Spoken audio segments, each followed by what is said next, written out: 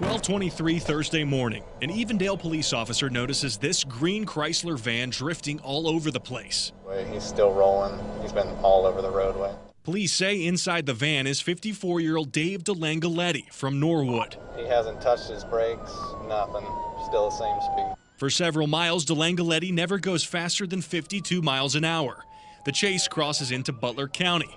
Suddenly, the back window of the van shatters. Forward 32, his back window just broken. I don't know if I'm getting shot at or what. For protection, the officer falls back to the left.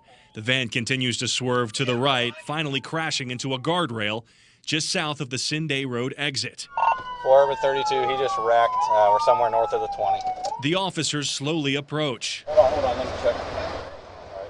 All right. Watch out. I'm going to bust him out.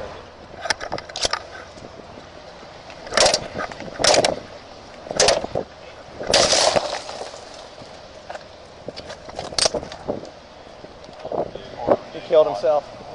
Yeah, that's a bullet hole right there. He was shooting at me. Yep. The officer, realizing the severity of what just happened, gets back into his car to compose himself.